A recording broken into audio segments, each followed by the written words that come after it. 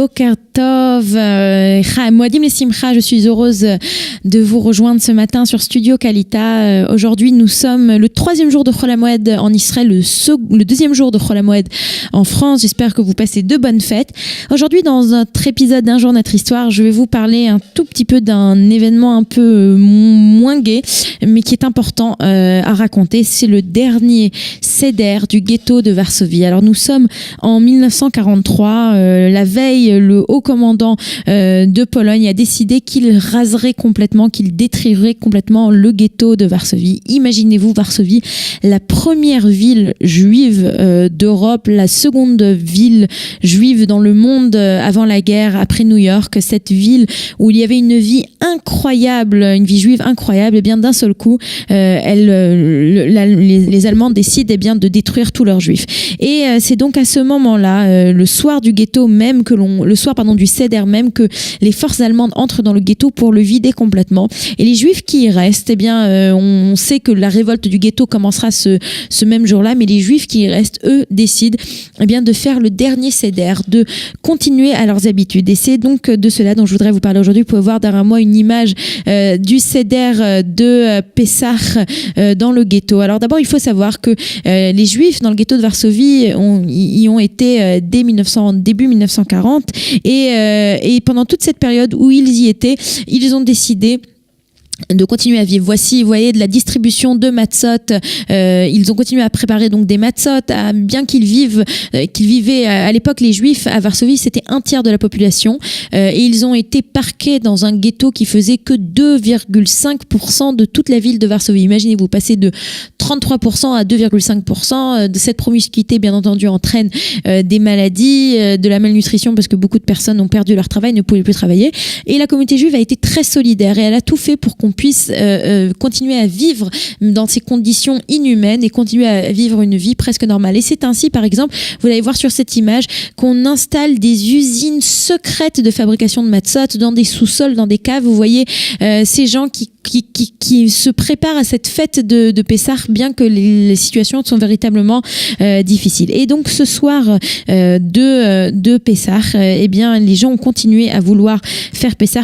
Plusieurs personnes ont raconté ce dernier Pessah dans le ghetto. Entre autres, on a Tuvia Boroyovski, qui avait 29 ans à l'époque, qui raconte que personne n'a dormi cette nuit-là. Tout le monde était éveillé. D'abord, la lune était pleine, puisque c'est le 15 du mois de Nissan, donc c'est un moment de pleine lune. Mais aussi, toute la nuit, on entendait des bruits d'explosifs, puisque les gens se battaient dans les rues. Beaucoup de personnes sont allées voir le célèbre rabbin, Rabbi Eliezer Yitzhak Meisel, qui avait quitté la ville de Lodz et qui s'était retrouvé à Varsovie et qui, dans son sous-sol, avait organisé un Seder de Pessah avec l'aide de la résistance juive. Et c'est ainsi qu'ils étaient tous ensemble autour de lui et que ce Rabbi Meisel racontait l'histoire de la sortie d'Égypte, qui était en permanence, et sa voix a été coupée, on ne l'entendait plus à cause des tremblements de ces explosions qui étaient à droite à gauche. Et c'était d'ailleurs à ce moment-là que Rabbi Meisel a dit ce moment est un bon moment pour mourir, puisque c'est un moment où on se sent libre. Et comment peut-on être libre au sein du ghetto en 43 alors que le ghetto est en train d'être vidé? Eh bien pourtant c'était son sentiment, et d'ailleurs il va mourir cette nuit-là dans les flammes du ghetto. Tuvia Boroyovski, qui va survivre à la guerre, fera partie de ces gens qui vont construire et établir le kibbutz de Lochamé à Getaot, des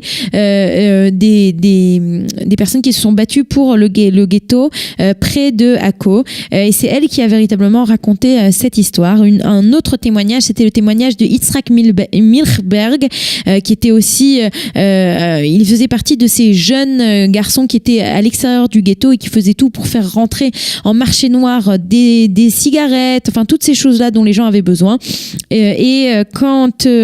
Alors qu'il était à l'extérieur du ghetto, quand il a appris que que les Allemands voulaient vider le ghetto, eh bien il est retourné à l'intérieur du ghetto pour être parmi les siens. Et comme il a dit, je n'ai jamais raté un Seder de Pessah, ce ne sera pas cette année.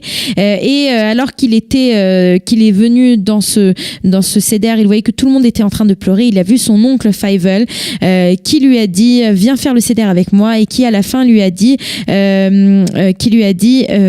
toi si tu meurs, tu mourras comme un juif, mais si tu livres, eh bien, si nous vivons, nous réussissons à vivre, nous vivrons comme juifs. Et il lui a dit si tu vis, alors tu raconteras à tes enfants et à tes petits-enfants cette histoire. Et c'est ce qu'il a fait, puisqu'il a échappé à l'Holocauste, il a réchappé plutôt à l'Holocauste. Il s'est ensuite installé au Canada, et il a raconté à toute sa famille, il a une belle famille, cette histoire de ce